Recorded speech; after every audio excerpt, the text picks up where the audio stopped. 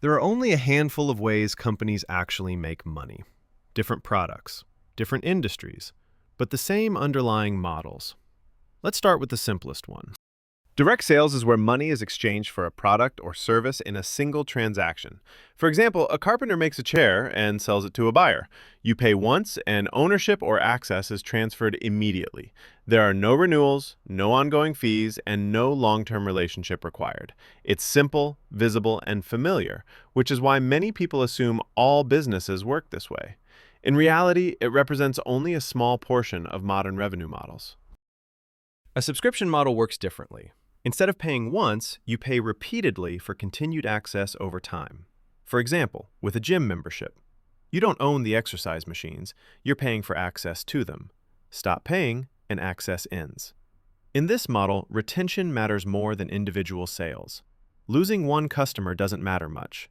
Losing many customers slowly is the real danger. A freemium model offers a basic version of a product for free.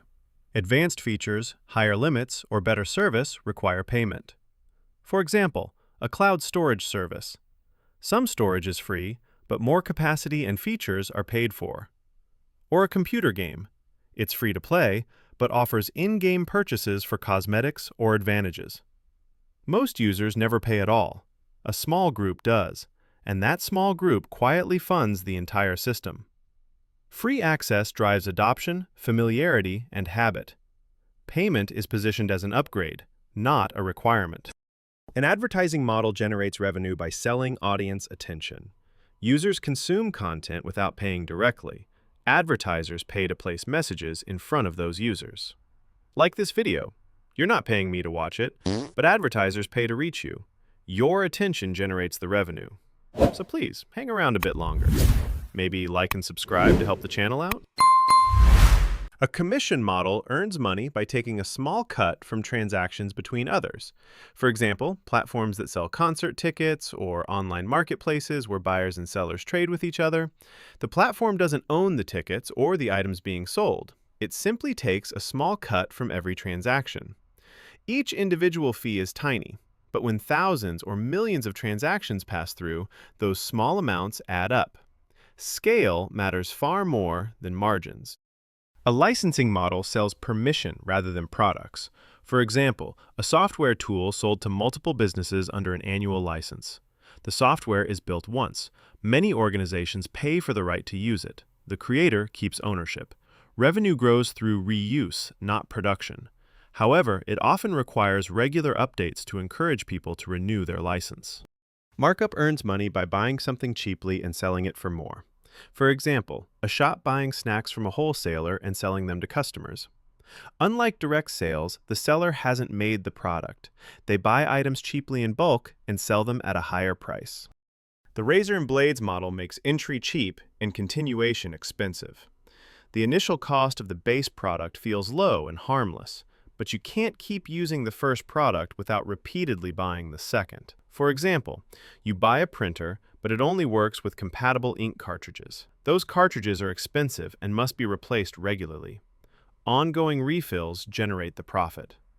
Costs are spread into smaller, repeated payments over time. Switching to a new system becomes inconvenient or costly, which keeps people locked in. Bundling combines many products or services into a single price. A good example is a TV package with dozens of channels grouped together. Individual channel prices are hidden or unclear. Comparison becomes difficult for buyers. You pay one monthly price. You may only watch a few channels, but the total feels reasonable, even if some parts aren't needed. Convenience increases perceived value. Data monetization earns revenue by analyzing user behavior. For example, a fitness app that allows users to track workouts for free. Individual actions are collected quietly and aggregated into large data sets. Patterns and insights are then sold to third parties. The product is free, but the data generated by users is monetized. Cross-subsidy uses one product to financially support another. One product intentionally loses money. Another generates profit to compensate.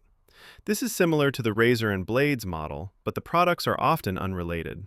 For example, supermarkets sometimes sell milk very cheaply or even below cost. Customers come in because milk is essential. The supermarket makes money on other items bought during the same visit. In time-based pricing, customers pay for access during a fixed time window. For example, hiring a car for a day or paying to park for an hour. Payment is not linked to outcomes or usage. More time means a higher price. This can sound like a subscription, but here you pay for a specific limited period. There's no expectation that the payment will continue. Outcome-based pricing links payment to results. For example, a recruitment agency only gets paid when a hire is made. No hire means no payment. This shifts risk from the customer to the seller, but the risk doesn't disappear. Fees are often higher to compensate. They're carefully priced in through definitions, conditions, and measurements of success. With network effects, value increases as more users join. For example, a messaging app. Early on, with few users, it has little value. As more people use it, usefulness increases. Once established, alternatives struggle to compete.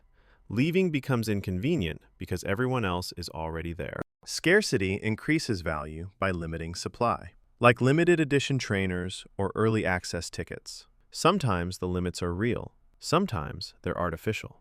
Perceived value increases because of rarity. Finally, financial float earns money by holding funds temporarily before passing them on.